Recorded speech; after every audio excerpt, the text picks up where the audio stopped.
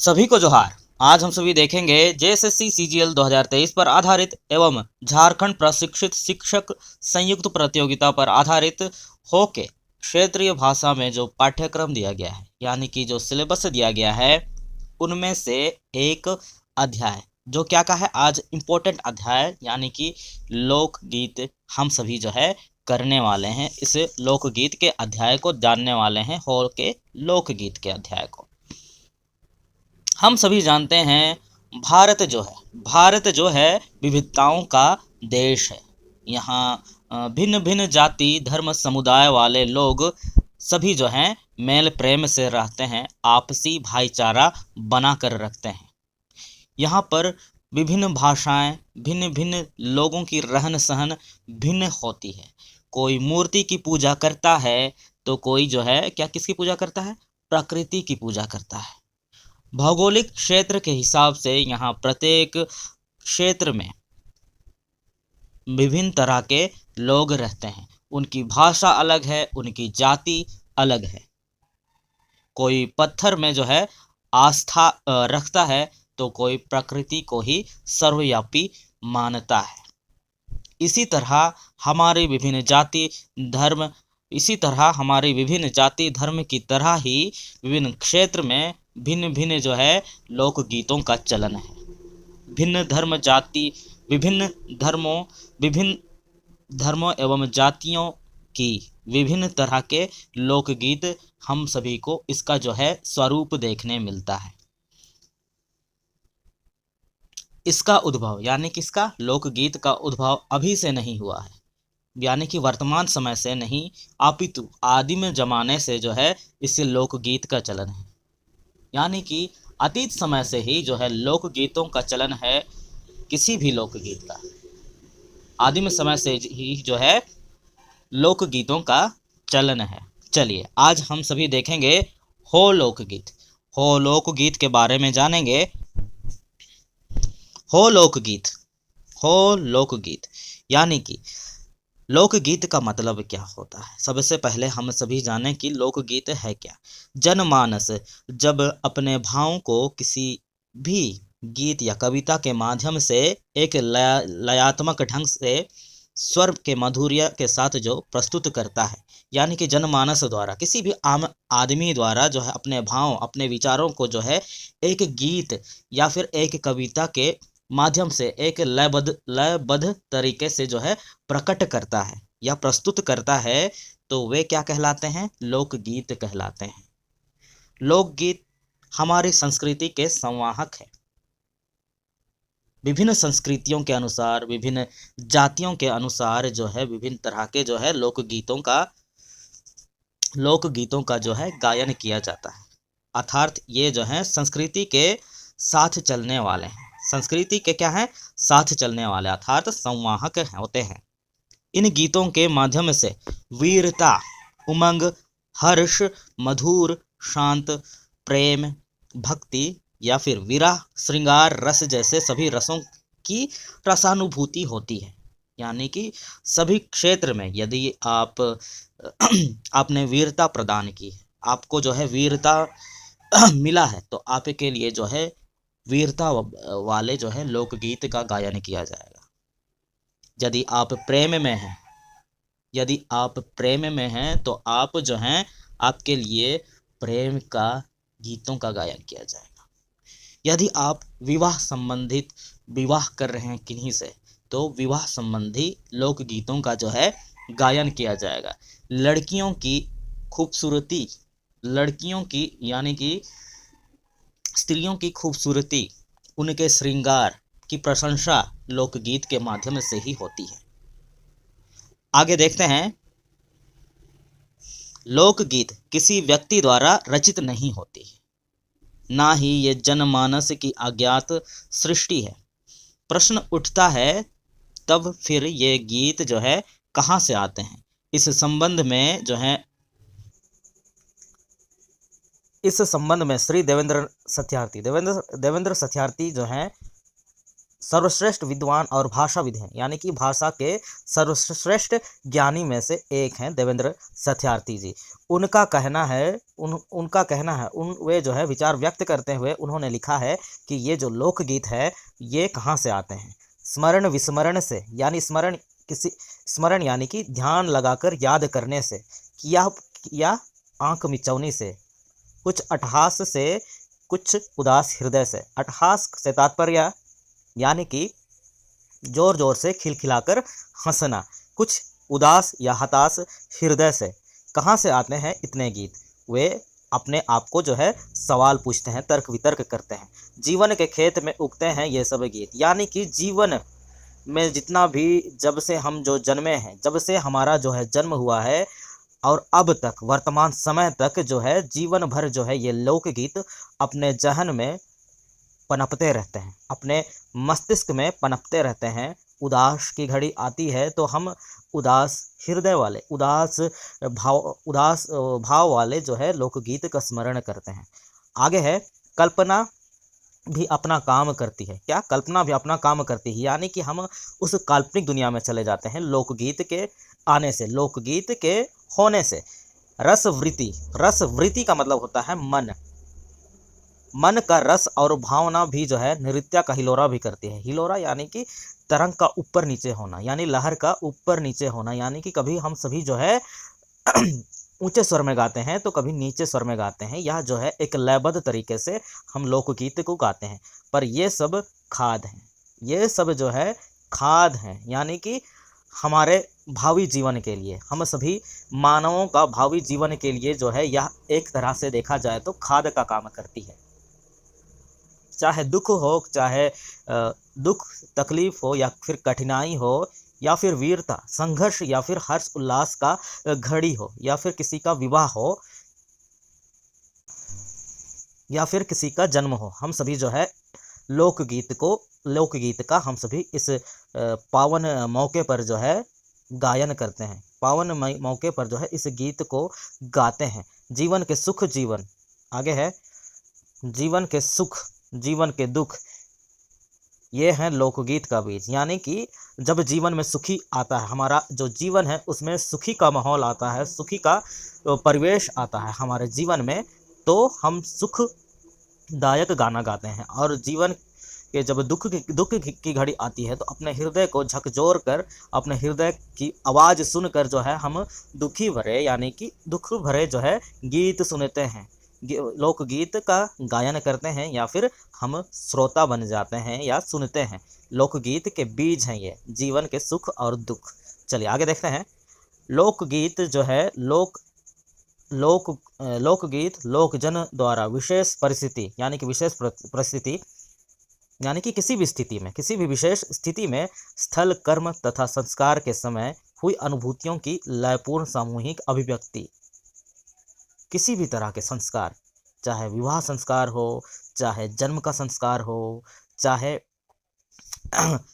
और किसी तरह का कोई भी संस्कार हो, चाहे अंतिम संस्कार हो, तो हम सभी जो है अपनी अनुभूतियों के साथ जो है एक लयपूर्ण सामूहिक अभिव्यक्ति करते हैं, एक लयपूर्ण ध्वनि निकालते हैं समूह में। चलिए, सामाजिक चेतना का विकास के साथ साथ लोकगीत का जन्म हुआ। सामाजिक चेतना यानी कि समाज के समझ के विकास के साथ साथ जो है लोकगीत का जन्म हुआ। इसका संबंध जीवन के साथ है। हम सभी जानते हैं जो लोकगीत जो अभी से नहीं पनपा है, या आदिम समय से पनपा है, आदिम जमाने से जो है पनपा है, इसलिए जो है यह जीवन पर्यंत चलते रहता है, हमारे साथ आगे बढ़ते रहता है लोकगीत का यह चलन। धीरे धीरे मानव में ज्ञान का विकास हुआ। उसने लयबद्ध वाणी में अपने सुख दुख की कहानी को कहना प्रारंभ किया। एक लय, एक राइम्स की तरह जो है, एक कविता की तरह जो है एक लोकगीत को लयबद्ध तरीके से अभिव्यक्ति की उन्होंने। किन्होंने? मानवों ने। यही कारण है कि आदिकाल के गीतों में मानव की सामूहिक भावनाएं अभिव्यक्त हुई है, यानी कि आदिकाल से ही गीतों में मानव की सामूहिक भावना, मानव अपने समूह में रहकर। लोकगीत का मतलब ही होता है लोगों के समूह के द्वारा गाया गीत। अपनी समूह में जो है भावनाओं की अभिव्यक्ति करते हैं। चलिए आगे देखते हैं। लोकगीत किसी एक व्यक्ति द्वारा रचित नहीं होती और ना ही सामूहिक रूप से रचे होते हैं, बल्कि इसकी रचना स्वतः होती है। स्वतः अपने से ही जो है किसी राग में, किसी आलाप में जो है, किसी राग में, किसी आलाप में इसकी रचना स्वतः हो जाती है। लेकिन इस पर विचार करने पर यह स्पष्ट पड़ता है कि कभी न कभी किसी न किसी व्यक्ति द्वारा गीत की रचना अवश्य ही की गई होगी। भले ही एक व्यक्ति से दूसरे व्यक्ति के कंठ हस्तांतरित होते होते परिवर्धन होते रहे हैं। यानी कि हस्तांतरित मतलब होता है स्थानांतरण, यानी कि एक व्यक्ति से दूसरे व्यक्ति तक जो है यह लोकगीत का पहुंचना। गीतों के क्षेत्र विस्तार के साथ उसके रचयिता का नाम विलीन हो गया है, ऐसा माना जाता है। स्वाभाविक है, हम सभी जानते हैं गीतों के क्षेत्र विस्तार के साथ जो है एक निश्चित रचयिता का नाम जो है उसमें घुल गया है, ऐसा माना जाना स्वाभाविक है। आदिम मनुष्य हृदय के गानों का नाम लोकगीत है। आदिम मनुष्य के हृदय के गानों का नाम लोकगीत है। जो अपने अंतर मन से निकलता है, जो अपने अंतर आत्मा से निकलता है, उसको कहते हैं, उसका नाम ही है क्या? लोकगीत। मानव जीवन की, उसके उल्लास की, उसकी उमंगों की, उसकी करुण की, उसकी समस्त दुख और सुख की कहानी इसमें चित्रित है। उसकी खुशी की, उल्लास का मतलब होता है खुशी, उसकी उल्लास की, हर्षो उल्लास, उसकी उमंगों की, उसकी करुणा यानी कि दया भावना से, और जो है सुख और दुख की कहानी इसमें जो है चित्रित, इस लोकगीत में वर्णित है। लोकगीतों के द्वारा इसके जनजीवन के समस्त पक्षों के दर्शन होते हैं। समस्त पक्षों के दर्शन होते हैं लोकगीत के माध्यम से। जनजीवन के समस्त पक्षों के दर्शन होते हैं। जीवन के प्रत्येक आस्था से, जन्म से लेकर मृत्यु पर्यंत लोकगीत समयानुकूल भावनाओं को अभिव्यक्ति दिया करते हैं। यानी जन्म से लेकर मृत्यु तक जो है लोकगीत समय के अनुसार भावनाओं को जो है प्रकट करता, अभिव्यक्ति यानी कि प्रकट करता है, प्रस्तुत करता है। विभिन्न ऋतुओं एवं उत्सवों पर गाए जाने वाले गीत मानव के सामूहिक श्रम, उल्लास तथा संघर्ष की कथाएं ही हैं। विभिन्न मौसमों के अनुसार, विभिन्न ऋतुओं के अनुसार उत्सव पर गाए जाने वाले गीत मानव के सामूहिक श्रम यानी सामूहिक कार्य, उल्लास तथा संघर्ष की कथाएं ही हैं। यानी जब मनुष्य खुशी होता है, जब मनुष्य दुखी होता है, जब मनुष्य जो है संघर्ष करता है, वीरता भरे काम करता है, तो यह जो है लोगों के द्वारा इस लोकगीत को जो है, इस लोकगीत को जो है गाया जाता है उस विशेष समूह के लिए, उस विशेष कार्यक्रम के लिए। प्राय विभिन्न ऋतुओं में सामाजिक स्तर भेदभाव को लोकगीत से ही मिटाते हैं। सामाजिक स्तर के जो जितने भी भेदभाव हैं, जितने भी रूढ़िवादी विचारधारा हैं, जितने भी समाज में मतभेद है, उनको जो है लोकगीत से ही मिटाया जाता है, लोकगीत से ही मिटाते हैं। क्योंकि उसमें जो है एक लयबद्ध तरीके से एक सार निकल कर आता है, एक स्वर सुरीला जिसमें राग रहता है वो एक साथ निकलता है जो सभी को भाता है। चलिए लोकगीत की परिभाषा देखेंगे। लोकगीत के संबंध में पाश्चात्य तथा विवेचनकर्ताओं ने विभिन्न प्रकार की परिभाषाएं दी है। कुछ परिभाषाएं निम्न प्रकार से हैं। लोकगीत स्वतः जन्मा है। ये तो हम सभी ने तभी से, इससे पहले भी हम लोगों ने पढ़ा कि लोकगीत जो है स्वतः जन्मता है। उसको जन्मने के लिए जो है किसी विशेष गुण वाले व्यक्ति की आवश्यकता नहीं पड़ती। आदि मानव ने उल्लासमय संगीत को ही लोकगीत कहा है। लोकगीत ना तो नया होता है और ना ही पुराना होता है। वह तो जंगल के एक वृक्ष के समान है जिसकी जड़ें भूतकाल की जमीन में गहरी धंसी हुई है, परंतु जिसमें निरंतर नई डालियां, पल्लव और फल उगते रहते हैं। उस पेड़ की तरह जो है लोकगीत की तुलना की गई है, उस पुराने पेड़ की तरह जो है लोकगीत की तुलना की गई है जिसकी जड़ें जो है भूतकाल यानी भूतपूर्व से ही जो है इस गहरी जमीन में धंसी हुई है, परंतु जिसमें निरंतर नई डालियां यानी नई नई कोंपलें, नई जो है फूल कलियां निकलती रह रही है, यानी उगते जा रही हैं निरंतर। इसकी प्रक्रिया जो है सतत है, बिना रुके उगते जा रही है, बिना रुके इसका जो है नया नया खोपला सब निकलते जा रहा है। भारतीय विद्वानों ने अपनी अपनी परिभाषाओं में कहा है, लोकगीत का मूल जातीय संगीत में है। लोकगीत उन लोगों के जीवन का स्वेदपूर्ण प्रवाह है जो आदिम अवस्था में जीवन बिताते हैं। लोकगीत किसी संस्कृति के मुंह बोलते हैं। ग्राम गीत संभवतः वह जातीय आशु ग्राम गीत संभवतः वह जातीय आशु कवित्वा, यानी कि जो तुरंत जो कविता बना लेते हैं, तुरंत जो है जो गीत बना लेते हैं, उसको कहा जाता है आशु कवित्वा। जो कर्म या क्रीड़ा के ताल पर रखा गया है। गीत का उपयोग जीवन के महत्वपूर्ण समाधान के अतिरिक्त मनोरंजन भी है। हम सभी जानते हैं जो जितने भी तरह के गीत हैं, हम सभी जानते हैं जितने भी तरह के गीत हैं हमारे जीवन में, वो मन को जो है मनोरंजित कर देता है। लोकगीत मानवीय कृतित्व की वह सामान्य धरोहर है। लोकगीत मानवीय कृतित्व की वह सामान्य धरोहर है जो विश्व मानव को धरती पर प्राप्त हुई है। मानवीय कृतित्व यानी कि मानवीय रचना का वह सामान्य धरोहर है जो विश्व मानव को धरती पर जो है प्राप्त हुई है। इस धरती पर, इस भूमि पर जो है मानव को प्राप्त हुई है। यह एक सामान्य धरोहर है। यह एक सामान्य धरोहर यानी कि अमानत है, जो हमें आदिम जमाने के पूर्वजों से मिला है। पूर्वजों से हम सभी को यह धरोहर मिला है, यह लोकगीत मिला है, जो विश्व मानव को धरती पर प्राप्त हुई है। लोकगीतों में संगीत एवं काव्य का सम्मिश्रण होता है। इसमें कविता भी जुड़ा रहता है और जो है संगीत भी जुड़ा रहता है, दोनों का जो है मिश्रित रूप रहता है यह लोकगीत हमारे जीवन विकास का इतिहास है। लोकगीत स्वतः स्फुरण की देन है। स्फुरण यानी कि कंपन की देन है। लोकगीत रस से सने हुए हैं, यानी कि लोकगीत जो है विभिन्न तरह के रस से सने हुए हैं। लोकगीत मानव हृदय की प्रवृत्त भावना की तन्मयता की तीव्रतम अवस्था की गति है। प्रवृत्त का मतलब होता है निरंतर या फिर तत्पर भावनाओं की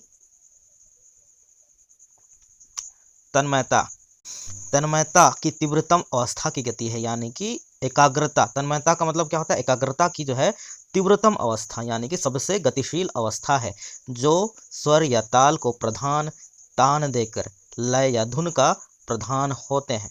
यानी कि लय और जो है धुन का प्रधान होता है कौन? स्वर और जो है ताल। चलिए आगे देखते हैं।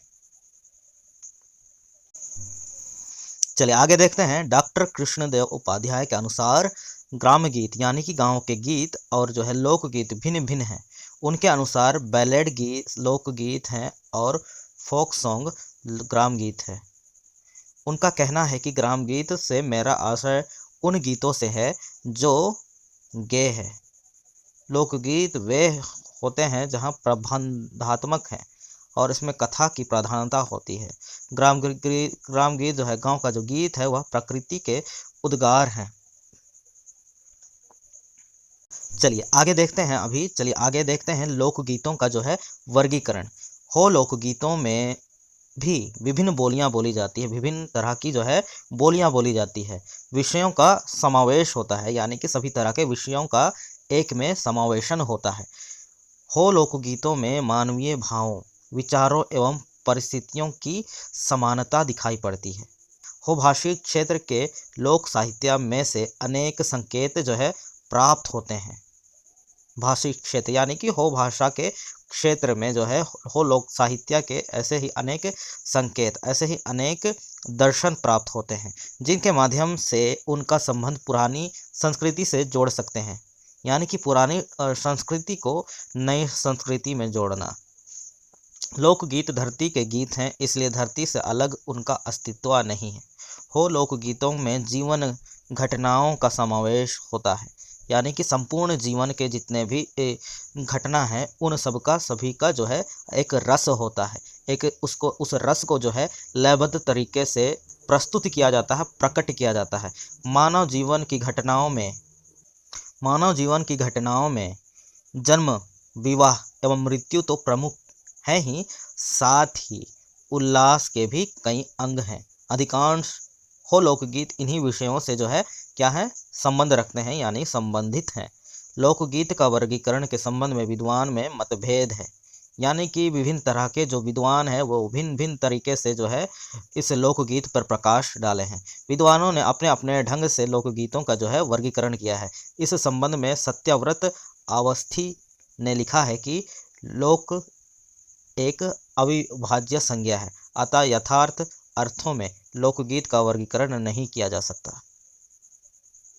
शुद्ध वर्गीकरण के लिए वस्तुओं को परस्पर संबंधित नहीं होना चाहिए, पर लोकगीत में हम ऐसा नहीं कर पाते क्योंकि उनका लोक जीवन के हर पहलू से अन्योन्याश्रित संबंध रहता है, अतः उनको जो है एक दूसरे से नितांत अलग रखना संभव नहीं है। लोकगीत एक अविभाज्य संज्ञा है, यानी कि इसको जो है तोड़ नहीं सकते। अतः यथार्थ अर्थों में लोकगीत का वर्गीकरण नहीं किया जा सकता, यानी कि सच में जो है इस लोकगीत का वर्गीकरण नहीं किया जा सकता। शुद्ध वर्गीकरण के लिए वस्तुओं को परस्पर संबंधित नहीं होना चाहिए, यानी कि परस्पर एक दूसरे से संबंध होना आवश्यक नहीं है वस्तुओं का, विभिन्न तरह के वस्तुओं का। पर लोकगीत में ऐसा नहीं कर पाते हैं क्योंकि उनका लोक जीवन के हर पहलू से अन्योन्याश्रित, यानी कि आश्रित है, सभी एक दूसरे पर जो है आश्रित है। प्रत्येक जीवन के प्रत्येक पहलू में जो है एक दूसरे जो लोग हैं वे एक दूसरे पर आश्रित हैं, संबंध रखते हैं, अतः उनको एक दूसरे से नितांत अलग रखना संभव नहीं है। उनको जो है नितांत का मतलब अतः उनको एक दूसरे से नितांत अलग रखना संभव नहीं है। इसका मतलब होगा कि नितांत यानी कि सर्वथा हर पहलू को जो है अलग रखना संभव नहीं है। ठीक, आगे देखते हैं। राम नरेश त्रिपाठी ने ग्राम गीतों का वर्गीकरण निम्न प्रकार से किया है, जो निम्न प्रकार से है। संस्कार संबंधी गीत, रोपनी के गीत। संस्कार संबंधी में आते हैं विवाह संस्कार, जन्म संस्कार, क्रियाक्रम संस्कार और भी तरह के कई संस्कार आते हैं। रोपनी के गीत, जब हम सभी जो है धान की रोपाई करते हैं तब इस लोकगीत को जो है गाया जाता है। धर्म गीत, त्योहारों में गाने वाले जो गीत हैं, जितने भी हमारे आदिवासी समाज में त्योहारों को मनाया जाता है उसके लिए परस्पर जो है गीत गाया जाता है। ऋतु संबंधी गीत, हेरो बतौल के गीत, यानी कि ऋतु संबंधित, जैसे ऋतु के अनुसार जो गीत का गायन किया जाता है। खेती के गीत, जब हम सभी खेती करते हैं, हम सभी बुआई कटाई और जो है उस नए चावल को जब ग्रहण करते हैं तो उस समय का जो है गीत के बारे में भी उस लोकगीत में दिया गया है। गीत कथा, छोटी छोटी कहानियाँ जो गा गा कर कही जाती है। श्री भालेराव ने लोकगीतों को 4 बड़े समूहों में बांटा है।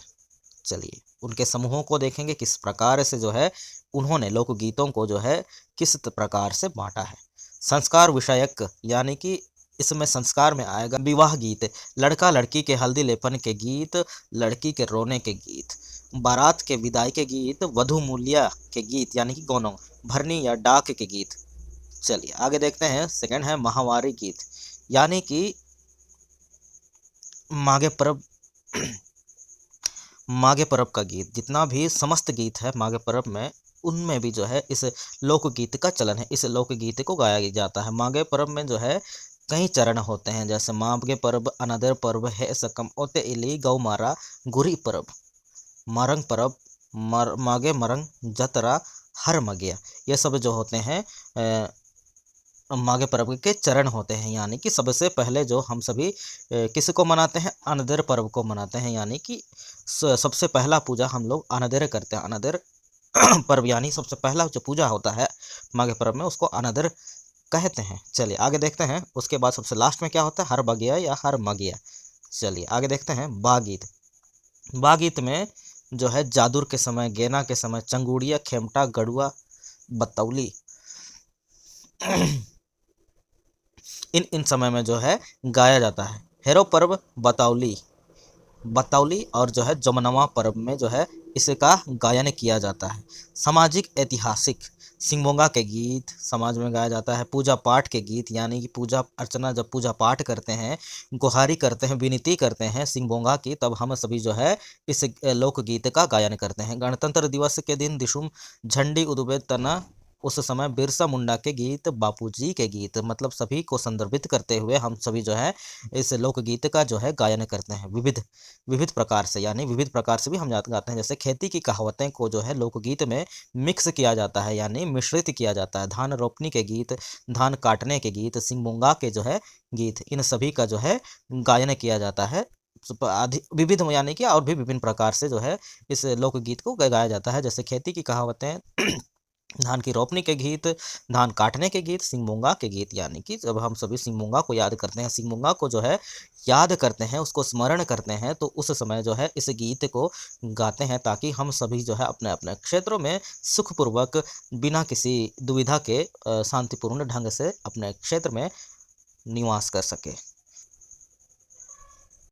उपयुक्त वर्गीकरण काफ़ी विस्तृत है, किंतु यह वर्गीकरण उपयुक्त नहीं प्रतीत होता है। राजस्थानी लोकगीतों के विद्वान पंडित सूर्यकरण पारीक ने राजस्थानी गीतों का क्षेत्र विस्तार बताते हुए उन्हें 29 भागों में इस प्रकार बांटा है। देवी देवताओं के लिए और जो है पितरों के गीत, ऋतुओं के गीत, तीर्थों के गीत, व्रत उपवास और जो है त्योहार के गीत, संस्कारों के गीत, विवाह के गीत, भाई बहन के अगाध प्रेम के गीत। साली 8वां जो है, चलिए आगे देखते हैं। सालीलियों के गीत, पति पत्नी के प्रेम के गीत, पानीहारियों के गीत, प्रेम के गीत, चक्की पीसते समय के गीत, बालिकाओं के गीत, चरखे के गीत, प्रभाती के गीत, हरजस राधा कृष्ण के प्रेम के गीत, धमाले, होली के अवसर पर पुरुषों द्वारा गे गीत यानी कि गाया जाने वाला गीत, देश प्रेम के गीत, राजकीय गीत, राज दरबार, मजलिस, शिकार, दारू के गीत, जम्मे के गीत, वीरों व सिद्ध पुरुषों के गीत, वीरों के गीत, ऐतिहासिक गीत, गवालों के गीत, हास्य रस के गीत, पशु पक्षी संबंधी गीत, शांत रस के गीत, गांव के गीत या बोला जाए तो ग्राम के गीत, नाट्य गीत, विविध प्रकार के गीतों को इन्होंने जो है वर्गीकरण विभिन्न प्रकार से किया है। यानी यह देखा जाए तो बहुत ही ज़्यादा प्रकार से किया गया है, जो कि आवश्यक नहीं हो के भी, जो यहाँ पर जैसे प्रेम का गीत है और जो है प्रेम का गीत है, उनको जो है पति पत्नी के प्रेम के गीत से यदि वे मिला देते तो बेहतर होता। चलिए आगे देखते हैं। पंडित पारीक के वर्गीकरण को देखने से स्पष्ट हो जाता है कि इसमें किसी प्रकार का कोई क्रम नहीं है। इस वर्गीकरण का में अनावश्यक संख्या बढ़ाई गई है, यानी मैंने पहले कहा था इसमें जो है अनावश्यक यानी कि आवश्यक नहीं है, लेकिन जो है लोकगीतों का वर्गीकरण में जो है लोकगीतों का वर्गीकरण ज़्यादा से ज़्यादा किया गया है, जो कि अनावश्यक है। कई गीतों का जैसे श्रृंगार और वीर रस के गीतों को एक ही श्रेणी में रखा जा सकता था और पति पत्नी तथा जो है भाई बहनों के प्रेम गीतों को भी ऋतु संबंधी गीतों के अंतर्गत रखा जा सकता था, लेकिन इन्होंने जो है ऐसा नहीं किया। उन्होंने जो है इसको जो है एक में नहीं रखा और जो है अलग अलग विस्तृत अलग अलग जो है विभिन्न तरह से जो है इनका वर्गीकरण किया, जिससे जो है इतने सारे वर्गीकरण आ गए। चलिए आगे देखते हैं। डॉक्टर सत्येंद्र, मतलब इसमें जो है इस लोकगीत को जो है तरह तरह के जितने भी लेखक हुए, जितने भी तरह तरह के जितने भी साहित्यकार हुए, जितने भी विद्वान हुए, जिन्होंने जितने भी जो है भाषाविद हुए, उन्होंने जो है सभी कोई जो है अपने अपने तरीके से इस जो है लोकगीत का वर्गीकरण अपने अपने तरीके से अपने अपने नज़रिए से इन्होंने अपने लोकगीत का जो है वर्गीकरण किया। अब हम लोग देखेंगे डॉक्टर सत्येंद्र ने कई दृष्टियों से, अब देखेंगे क्या, अब हम सभी देखेंगे डॉक्टर सत्येंद्र की दृष्टि से किस तरह से किस प्रकार से लोकगीतों का वर्गीकरण उन्होंने किया है। चलिए देखते हैं। डॉक्टर सत्येंद्र ने कई दृष्टियों से लोकगीतों के प्रकारों का विचार करते हुए कहा है, जीवन के जटिल रूप के अनुरूप जटिल उद्देश्यों की परिपूर्ति के प्रयत्न में लोकगीत के भी जटिल प्रकार प्रस्तुत हुए, अतः कई दृष्टियों से लोकगीत के प्रकार को समझना आवश्यक होगा। उन्होंने जो है दृष्टियों के आधार पर अनेक तरह से जो है लोकगीतों का वर्गीकरण किया है। गीतों की उपयोगिता को दृष्टि में रखकर वर्गीकरण किया जाता है। कौन सा गीत किस अवसर पर गाया जाता है, इस आधार पर उनका विभाजन किस प्रकार किया जा सकता है। यानी कि नज़रिए पर जो है इन्होंने अपने जो है नज़रिए के आधार पर, अपने दृष्टि के आधार पर, जो डॉक्टर सत्येंद्र जी हैं उनके नज़रिए से जो है इस लोकगीत का उन्होंने जो है वर्गीकरण किया है अपनी दृष्टि देकर। चलिए, उन्होंने जो है लोकगीत को 3 मुख्य भागों में जो है इसका वर्गीकरण किया है। एक तो अनुष्ठानिक, उद्योग संपर्कित और जो है तिथि धारक। यानी कि अनुष्ठानिक लोकगीत में हम सभी देखेंगे क्या होता है, उसमें अनुष्ठान करते हैं हम सभी उस कार्यकाल में, उस हिसाब से उन्होंने क्या लिखा है। चलिए देखते हैं। अनुष्ठानिक लोकगीत जन्म, विवाह, मरण तथा अन्य विभिन्न संस्कारों के अवसर पर गाए जाते हैं। यानी कि जन्म, विवाह तथा मरण के अन्य विभिन्न संस्कारों के अवसर पर गाए जाते हैं। अनुष्ठानिक लोकगीत यानी कि धार्मिक संस्कार। अनुष्ठान मतलब होता है धार्मिक संस्कार या धार्मिक क्रिया, या बोला जाए तो धार्मिक पद्धति जो पहले से चली आ रही है, जो संस्कार जो चल रहा है उसको हम सभी अनुष्ठानिक कहते हैं। तो उसमें आता है अनुष्ठानिक में जन्म, विवाह, मरण तथा अन्य विभिन्न संस्कारों के अवसर पर जो है गाए जाते हैं लोकगीत को। इन अवसरों पर विशेष अनुष्ठानों का आयोजन किया जाता है और इन्हीं अवसरों पर ये लोकगीत गाए जाते हैं। संस्कार और मानवीय कार्यकलाप, विश्वास तथा दर्शन द्वारा निर्मित 2 किनारे हैं और इन्हीं से होकर मनुष्य मात्र की जीवन धारा प्रवाहित होती है। किससे होती है? विश्वास तथा दर्शन द्वारा निर्मित 2 किनारों से जो होती है मनुष्य जीवन धारा प्रवाहित होती है। मनुष्य की जो है जीवन की धारा प्रवाहित होती है, यानी कि जीवन चलता है विश्वास और दर्शन के माध्यम से। इनका अतिक्रमण नहीं होता है। अगर कहीं होता है तो उसका सामाजिक, धार्मिक एवं ऐसे ही किसी क्रांति के नाम से जाना जाता है। वास्तव में संस्कार के द्वारा ही जीवन में नियमितता तथा व्यवस्था आती है। वास्तव में संस्कार के द्वारा ही जो है जीवन में निश्चितता आती है, एक व्यवस्था चलती है, एक व्यवस्था के अनुरूप जो है हम सभी जो है चलते हैं संस्कारों के द्वारा। वास्तव में हमारी संस्कृति का मुख्य ध्येय है मनुष्य के विचारों को परिष्कार करना तथा आदर्श बनाना। संस्कार मतलब ही होता है जो मनुष्यों के विचारों का जो है परिष्कार का मतलब होता है कुछ भी काम को जो है बेहतर तरीके से, सुंदर तरीके से, साफ सुथरा हम सभी को करना तथा आदर्श बनाए रखना, यानी कि अपने आदर्श गुण को जो है बना के रखना। इसके लिए हिंदू धर्म में विशेषता संस्कारों का समावेश है जो जीवन के प्रथम चरण से आरंभ होते हैं और अंत तक रहते हैं। मानव की प्राय प्रत्येक संस्कृति में व्यक्ति के जीवन यात्रा के विभिन्न 3 मुख्य स्थितियां हैं जिनके आसपास मानव समूह विश्वासों, रीति रिवाजों और जो है व्यवहारों को एक जैसा जटिल ताना बाना बुन लेता है। अपने व्यवहारों को, अपने रीति रिवाजों को, अपने विश्वासों को धर्म और उपासना के प्रति, संस्कार के प्रति जो है एक साथ बुन लेता है। यानी एक साथ जो है एक जगह जो है इकट्ठे करके जो है सभी संस्कारों को जोड़ लेता है, व्यवहारों को जोड़ लेता है कि उनके वास्तविक स्वरूप को समझे बिना उस संस्कृति का पूर्ण चित्रण प्राप्त नहीं किया जाता है। यानी किसी वास्तविक स्वरूप को जो है, उसके संस्कृति को जो बिना जाने हम सभी उसको चित्रित नहीं कर सकते, उसका वर्णन नहीं कर सकते, केवल संस्कृति मतलब उसके संस्कृति को बिना देखे, उसके आदर्शों को बिना देखे, उसके संस्कारों को बिना देखे हम सभी जो है उस एक विशेष धर्म जाति का हम सभी जो है चित्रण नहीं कर सकते। इनके अतिरिक्त नामकरण, वया, संधि, राजोदर्शन आदि की स्थितियों में महत्वपूर्ण होती है और अनेक संस्कृतियों की समाज व्यवस्था में उन्हें पार करने से व्यक्ति भी सामाजिक स्थिति एवं उसके अधिकारों और कर्तव्यों से मूलभूत परिवर्तन हो जाता है। समाज संगठन का यह पक्ष मानव के उत्तरोत्तर परिवर्तन होने वाले उत्तरदायित्वों एवं कार्यों की दिशा निश्चित करती है। इनके अतिरिक्त नामकरण, वया, संधि यानी कि विभिन्न अवस्थाओं में, जैसे किशोर अवस्था, बाल्य अवस्था, शैशव अवस्था, वयस्क अवस्था, सभी अवस्थाओं आदि की स्थितियों में भी जो है महत्वपूर्ण होती है। उन सबको देखा जाता है, सभी मानव को देखा जाता है कि उस अवस्था में वह मानव किस प्रकार से क्रिया करता है और अनेक संस्कृतियों के समाज व्यवस्था में उन्हें पार करने से व्यक्ति भी जो है सामाजिक स्थिति एवं उसके अधिकारों और कर्तव्यों को मूलभूत परिवर्तन हो जाते हैं। चलिए आगे देखते हैं। समाज संगठन का या पक्ष के उत्तरोत्तर परिवर्तन होने वाले उत्तरदायित्वों एवं कार्यों की दिशा जो है निश्चित रहती है। संस्कार के संबंध में विद्वानों ने बताया है कि प्राचीन काल में मनुष्य जीवन से संबंधित 16 संस्कारों का विधान था, जो सभी शास्त्रीय थे और जिनका संबंध जीवन के आरंभ से लेकर कहाँ तक थे, काल तक, अंत तक, अंत के काल तक, यानी कि आरंभ से लेकर जो है अंत काल से था। संप्रति सर्वाधिक लोकप्रिय संस्कार 16 है। हम सभी जानते हैं हिंदुओं का कितने संस्कार होते हैं, 16 संस्कार होते हैं। यद्यपि विभिन्न ग्रंथों में उनकी संख्या विभिन्न है। आधुनिकतम पद्धतियों में यह संख्या स्वीकृत कर ली गई है।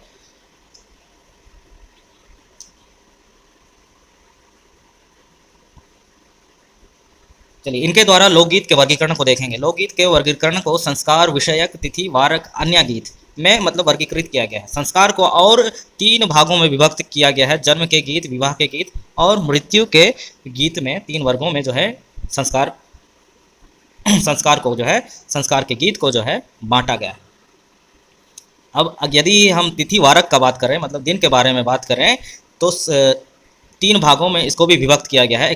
एक है सामान्य, ऋतु, मास, परख, यानी सामान्य दिन में किस तरह का लोकगीत का गायन किया जाता है और त्योहारों और व्रतों में किस तरह का, और देवी देवताओं के गीत किस किस प्रकार से होते हैं, उसमें जो है तिथि के अनुसार जो है लोकगीतों का वर्गीकरण किया गया है।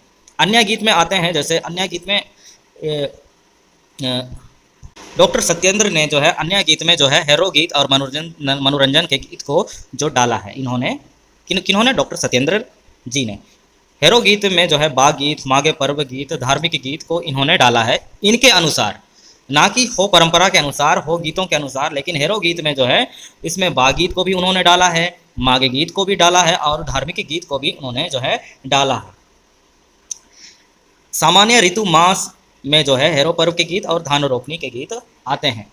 और जो है देवी देवताओं के गीत में आते हैं इनके अनुसार गोहारी, प्रार्थना, ओते एंगा और धरती माँ, यानी कि जो हमारे सिंगबोंगा है उसको जो है पूजने के लिए, उसकी प्रार्थना करने के लिए, उसकी जो पूजा अर्चना करने के लिए, उसकी सेवा सड़ा करने के लिए जो प्रार्थना उन्होंने देवी देवताओं का जो है अलग तरीके से उन्होंने वर्गीकरण किया है। उन सभी को, देवी देवताओं को, सिंगबोंगा को, हम जिसे सिंगबोंगा को पूजने के लिए, ओते एंगा यानी कि हमारी धरती माँ के लिए भी उन्होंने जो है देवी देवताओं को में ही धरती माँ को भी उन्होंने रखा है। इसके अतिरिक्त भी डॉक्टर सत्येंद्र ने स्त्रियों के प्रति प्रत्येक गीत का विस्तार में विभाजन किया है। डॉक्टर श्याम परमार ने लोक गीतों को जो है, चलिए देखिए इसमें जो है विभिन्न तरह के जो शिक्षाविद हैं, विभिन्न तरह के विद्वान हैं, जो भाषाविद हैं, लोकगीत के जो प्रवर्तक सब हैं, विभिन्न तरह के जो प्रतिपादक सब हैं, उन्होंने अपने अनुसार, अपने अपने तरीके से, अपने अपने पहलुओं पे जो है लोकगीत का वर्णन किया है। जैसे डॉक्टर श्याम परमार ने लोकगीतों को जो है 5 भागों में बांटा है। जातियों की दृष्टि से, संस्कारों और प्रथाओं की दृष्टि से, धार्मिक विश्वासों की दृष्टि से, कार्य के संबंध की दृष्टि से तथा रस और सृष्टि से जो है उन्होंने कुल मिला के 5 तरह से जो है इनका वर्गीकरण किया गया, मतलब वर्गीकरण किया है। किसने? डॉक्टर श्याम परमार ने लोकगीतों को जो है 5 भागों में बांटा है। संस्कारों की, प्रथाओं की, धार्मिक विश्वासों की दृष्टि से, कार्य के संबंध की दृष्टि से तथा रस सृष्टि से। उसके बाद आगे देखेंगे हम सभी जो है डॉक्टर कृष्णदेव उपाध्याय ने लोकगीतों का वर्गीकरण इस प्रकार से किया है। मतलब इसमें प्रत्येक साहित्यकारों ने, प्रत्येक लोकगीत के विद्वानों ने जो है अपने अपने तौर तरीके से जो है सभी प्रकार से जो है लोकगीतों का वर्गीकरण भिन्न भिन्न रूप से, अपने अपने स्वरूप से, अपने अपने तरीके से, अपने अपने नजरिए से किया है। जैसे डॉक्टर कृष्णदेव उपाध्याय ने लोकगीतों का वर्गीकरण इस प्रकार किया है। संस्कारों की दृष्टि से, रसानुभूति की प्रणाली से, रीतियों और व्रतों की क्रम से, विभिन्न जातियों के प्रकार से तथा क्रिया गीत की दृष्टि से जो है इन्होंने इसका वर्गीकरण किया है, डॉक्टर कृष्णदेव उपाध्याय ने। फिर आगे देखेंगे श्री श्यामचरण दुबे ने लोकगीतों का वर्गीकरण निम्नलिखित प्रकार से किया है। सामान्य गीत, नृत्य गीत, गीत कथा, लोक कथा। और जो है उपयुक्त वर्गीकरण में गीत कथा और लोक कथा दोनों में गीतों के तत्वों के अतिरिक्त कथा के तत्व भी रहते हैं, अतः उनकी अपनी एक विशिष्ट कोटि होती है।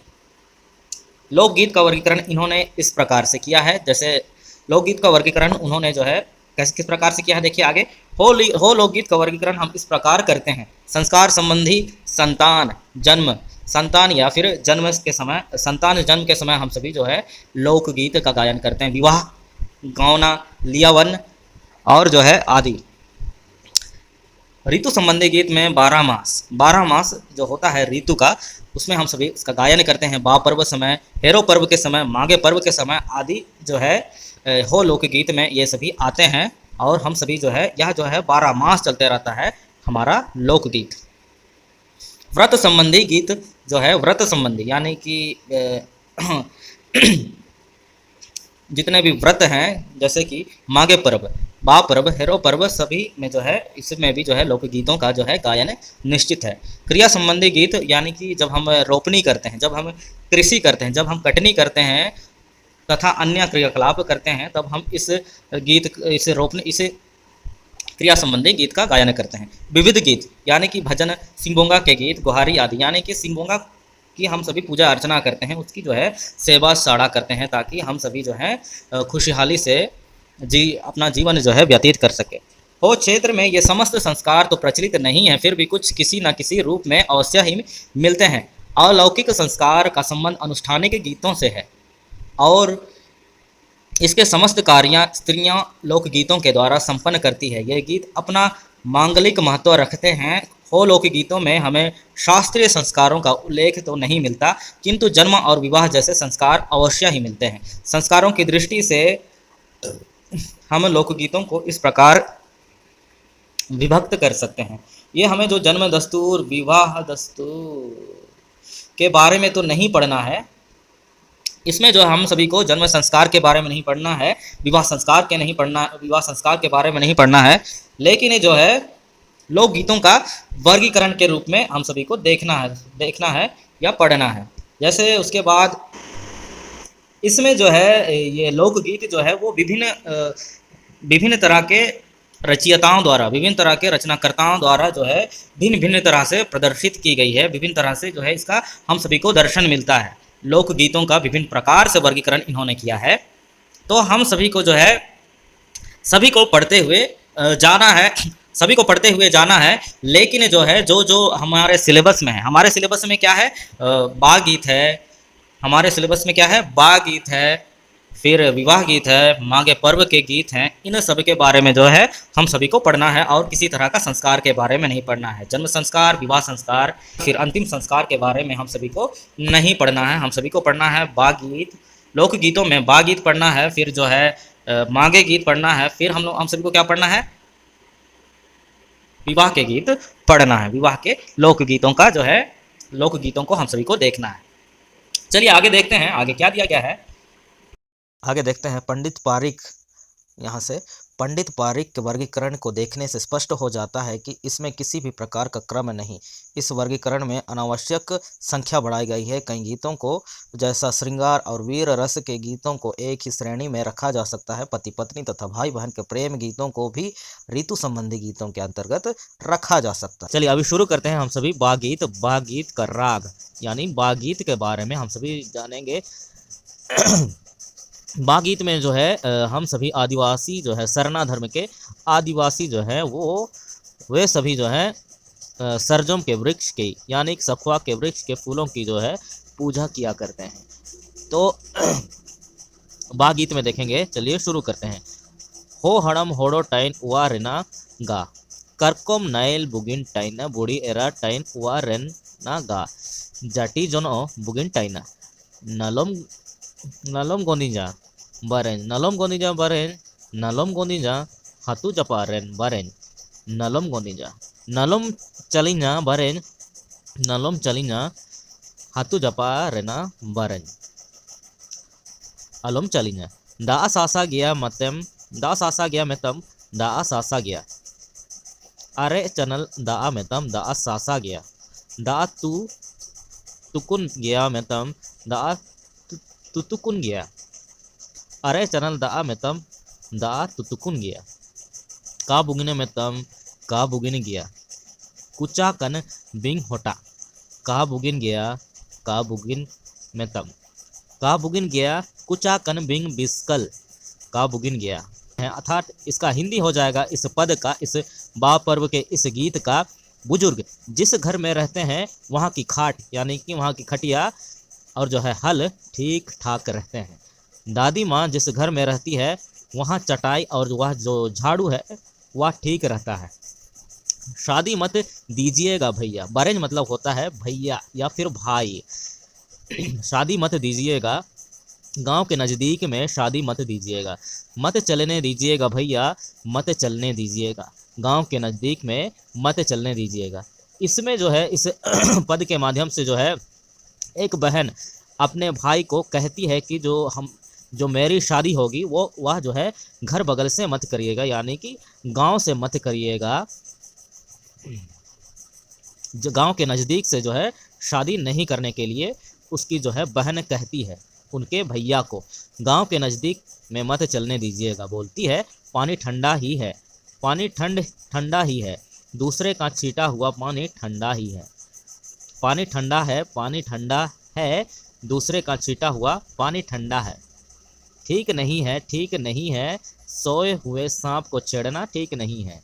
ठीक नहीं है, ठीक नहीं है, सोए हुए सांप को उठाना ठीक नहीं है। उपयुक्त बा पर्व में गाए जाने वाले लोकगीतों का सार तत्व अर्थात आध्यात्मिक गुण अर्थ भी विस्तृत रूप से जो है बुजुर्गों का विश्वव्यापी है। बाह हो लोगों का सबसे बड़ा पवित्र पर्व जो है माना जाता है बा पर्व को, हम सभी जानते हैं। इस दिन जो है साल के वृक्ष के फूलों की जो है पूजा की जाती है। बा पर्व के दिन नई कलियों के खिलने का जो है उत्साह मनाया जाता है। सभी लोग जो है हर्षोल्लास से जो है घर की सफाई में लगे पड़े रहते हैं और जो है पूरा परितंत्र जो पूरा वातावरण है वह पूरा परितंत्र जो है फूलों की खुशबू से सुगंधित हो उठती है। फूलों की खुशबू से है जो है पूरा परिवेश जो है भर जाता है। इस बा पर्व जब मनाते हैं तब जो है पूरा परितंत्र में पूरा क्षेत्र में जो है फूलों की भीनी भीनी खुशबू जो है सबको भाती है। चलिए आज का वीडियो में बस इतना ही। आगे हम सभी देखेंगे इस लोकगीत में जो है मांगे गीत और जो है विवाह गीत के माध्यम से जो है उसका कुछ अंश देखेंगे। चलिए वीडियो में बने रहने के लिए बहुत बहुत धन्यवाद। मिलते हैं नेक्स्ट वीडियो में, तब तक के लिए जय हिंद, जय झारखंड। चलिए।